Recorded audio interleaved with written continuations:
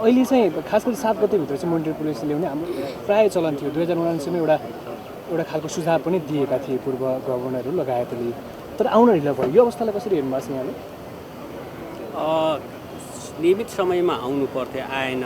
यसमा बाहिर सुन्नमा आएको प्रधानमन्त्रीजीले, त्यसमा प्रधानमन्त्रीको नवनियुक्त आर्थिक सल्लाहकारले रोक्नुभयो भन्ने न्युजमा आयो।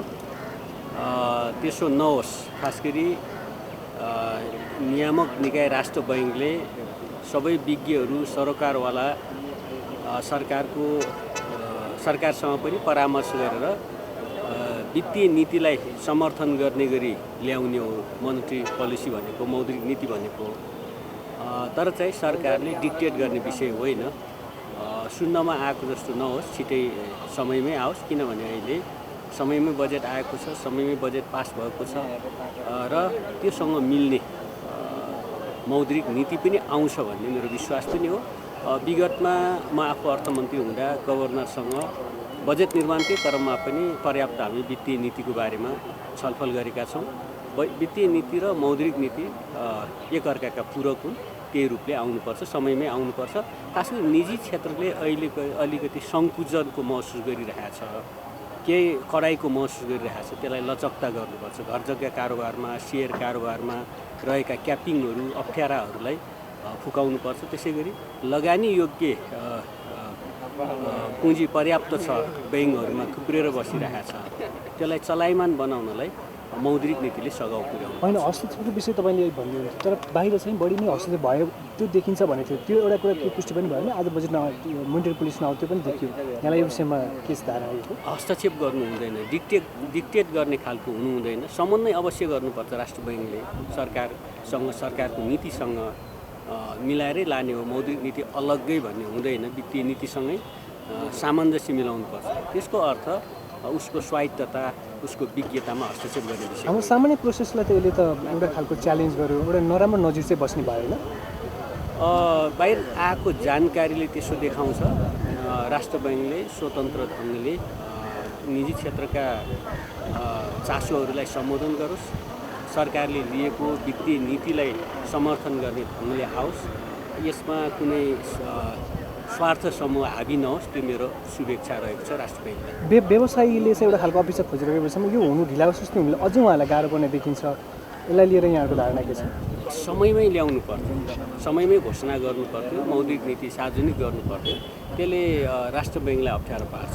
गभर्नर फेरि एक्लै पनि होइन, त्यहाँ त बोर्ड छ, नीति निर्माण गर्ने बडी छ। त्यो बडीलाई पनि दबावहरू पर्छ, स्वास्थ्य समूहहरू खेल्ने चान्स बढी हुन्छ। त्यसो गर्दा एउटा व्यावसायिक रूपले विज्ञताको आधारमा मौद्रिक नीति आउनुपर्छ। यो खास गरी राष्ट्र बैङ्कको तर्फबाट पनि चाहिँ यसमा अलिकति उनीहरूले आफ्नो तरिकाले पनि च्यालेन्ज चाहिँ गर्नुपर्छ, त्यो गर्न सकेनन् भन्ने छ धारणा के छ यहाँको? त्यसमा खास गरी गभर्नरलाई त्यो खालको आरोप आउन सक्छ। विगतमा कतिपय अर्थमन्त्रीहरूलाई, कतिपय सरकारलाई असहयोग गरेको उहाँलाई सार्वजनिक त्यस्तो पर्सेप्सन बनेको छ र कतिपय अर्थमन्त्रीसँग मिलेर काम गर्न नसकेको अथवा वित्त नीतिलाई सहयोग नगरेको भन्ने आरोप छ उहाँलाई।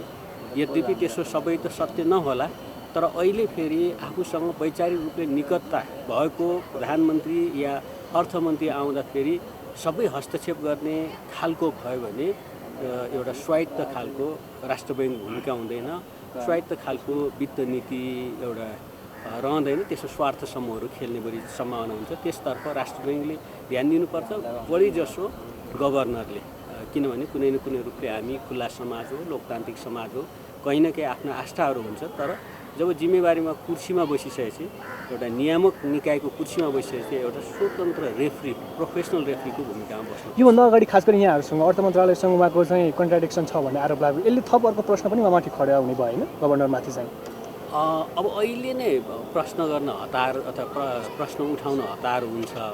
यद्यपि विगतमा 2-3वटा सरकारसँग काम गर्दा, 2-3जना अर्थमन्त्रीसँग काम गर्दा उहाँको त्यति धेरै ट्युनिङ मिलेन, सरकारलाई समर्थन गर्नु भएन, आफ्नो वैचारिक आस्था देखाउनु भन्ने उहाँलाई सार्वजनिक आरोप छ। मसँग छोटो समय काम गर्दा मैले त्यस्तो अनुभूति गर्न पाएन। मेरो उहाँलाई अनुरोध अथवा आग्रह के छ भने वित्त नीति जो आएको छ, बजेट जो पास भएको छ, त्यो अनुसारको मौद्रिक नीति समयमै ल्याउनुहोस्। त्यसमा आफ्नो आस्था मिल्ला, कुनै अब निकटता होला, अर्थमन्त्री या चाहिँ प्रधानमन्त्रीको मुख हेरेर, कुनै स्वार्थ समूहहरूको मुख हेरेर मौद्रिक नीति नबनाउनुहोस्। यो अन्त्यतिर अहिले इन्फ्लेसन रेट घटिरहेको अवस्थामा मौद्रिक नीतिले त्यसलाई सम्बोधन गर्ने खालको आउला के अपेक्षा गर्न सकिन्छ हामीले? समग्रमा मौद्रिक नीति अहिले लचिलो आउनुपर्छ, प्रोग्रेसिभ खालको आउनुपर्छ। कडाइ खालको गर्दा गर्दै हाम्रो अर्थतन्त्रमा केही समस्याहरू आइसक्यो। सप्लाईमा, डिमान्डमा, ऋण प्रवाहमा, धेरै चिजहरूमा, घर जग्गा कारोबारमा, भेहिकलहरूको कारोबारमा, सेयर बजारका कारोबारमा धेरै ठाउँहरूमा कडाइको महसुस गरेको छ निजी क्षेत्रले। त्यसमा सहजता गर्नुपर्छ। स्वाभाविक रूपले लिक्विडिटी पर्याप्त छ, अहिले त्यसलाई खोल्नुपर्छ, सहजता गर्नुपर्छ। अब अन्तिममा सरकारको चाहिँ पर्मानेन्ट आर्थिक सल्लाहकारको रूपमा रहेको राष्ट्र ब्याङ्क र अब अर्थ मन्त्रालय बिचको सुमधुर सम्बन्धको अपेक्षा गर्न सकिन्छ, किनभने उहाँहरू एउटै पृष्ठभूमिको गर्नुपर्छ। त्यसमा चाहिँ खासमा प्रोफेसनल्ली भन्दा, व्यावसायिक रूपले भन्दा, जोसुकै गभर्नर, जोसुकै अर्थमन्त्री, जोसुकै प्रधानमन्त्री हुँदा पनि नीतिगत एकरूपता हुनुपर्छ। किन राज्यको निकायमा बसेर व्यक्तिका आस्था प्रतिबद्धताले फरक पार्नु हुँदैन। पर्यो भने त्यो दुर्भाग्यपूर्ण हुन्छ एकातिर। अर्कोतिर यो विशुद्ध राष्ट्र ब्याङ्कले आफ्नो स्वतन्त्र विवेक प्रयोग गरेर सरोकारवालाहरूको सरोकारलाई सम्बोधन गर्दै सरकारले लिएको वित्त, सार्वजनिक वित्त नीतिलाई समर्थन गर्ने ढङ्गले, सफल बनाउने ढङ्गले मौद्रिक नीति ल्याउनुपर्छ। त्यसमा कोही सल्लाहकार आउलान्, कोही प्रधानमन्त्रीका चाहिँ आशयहरू होलान् भनेर त्यसमा आफ्नो विज्ञता, आफ्नो व्यावसायिकता गुमाउनु हुँदैन। माननीयज्यू, जस्तो आज प्रश्नकर्ता माननीयहरू चाहिँ आउट अफ ट्र्याक हो कि प्रधानमन्त्री चाहिँ आउट अफ ट्र्याक हो? टेम्पटेसन अलिकति बढ्या जस्तो देखियो। टेम्पटेसन किन बढिरहेछ पार्लियामेन्टमा? बढ्नुपर्ने थिएन। खासमा सम्माननीय प्रधानमन्त्रीज्यूहरूले महिनाको पहिलो हप्ता माननीय सदस्यज्यूहरूसँग प्रत्यक्ष प्रश्न उत्तर गर्ने असल अभ्यास सुरु गरेका छौँ। कमरेड प्रचण्डले 1 वर्ष 1.5 वर्ष त्यसलाई निरन्तरता दिनुभयो। त्यसमा कहिलेकाहीँ मान्यज्यूहरूको पनि अलिअलि सीमा बाहिर हुनसक्छ, कहिलेकाहीँ प्रधानमन्त्रीको पनि हुनसक्ला। तर समग्रमा संसदको नेता भनेको प्रधानमन्त्री हो। बहुमत सदस्य प्रधानमन्त्री होल गरिराखेको हुन्छ। त्यसो गर्दा संसदको मर्यादा के गर्ने, गरिमा कसरी राख्ने, कुन दिशामा चाहिँ कुन संस्कारमा संसदलाई लाने भन्ने संसदको नेता अथवा प्रधानमन्त्रीको जिम्मेवारी हुन्छ।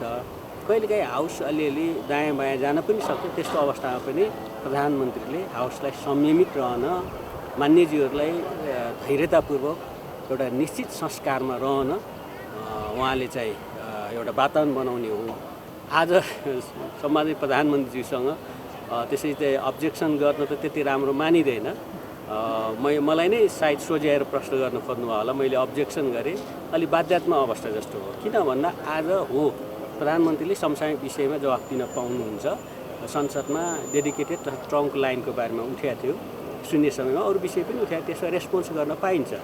त्यो रेस्पोन्स गर्दासम्म हामी कोही पनि बोलेका थिएनौँ।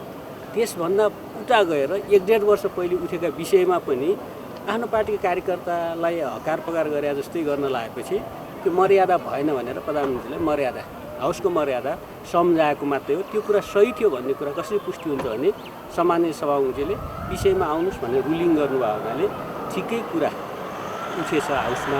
किन हाउसमा सम्मानजीको चाहिँ सम्मान गर्नुपर्छ प्रधानमन्त्रीको, त्यत्तिकै मान्य सदस्यहरूको पनि मर्यादा, उहाँहरूको पनि सम्मान हुनुपर्छ कि सबै नै जनप्रतिनिधि हौँ। आफ्नो कन्स्टिट्युन्सीबाट हामी निर्वाचित भएर आएका छौँ। कोही सानो ठुलो होइन। जिम्मेवारीले विभिन्न ठाउँ हुन्छ, कोही सभामुख, कोही प्रधानमन्त्री, कोही मन्त्री, तर चाहिँ सबै नै बराबर हो। सदस्य हिसाबले सबैले मर्यादा पनि राख्नुपर्छ, एकले अर्काले सम्मान पनि गर्नुपर्छ। संयमित ढङ्गले आफ्नो कुरा फेरि भन्न पाउनुपर्छ संसदमा। त्यो आफ्नो भन्ने कुरा जनताको कुरा हो। धन्यवाद।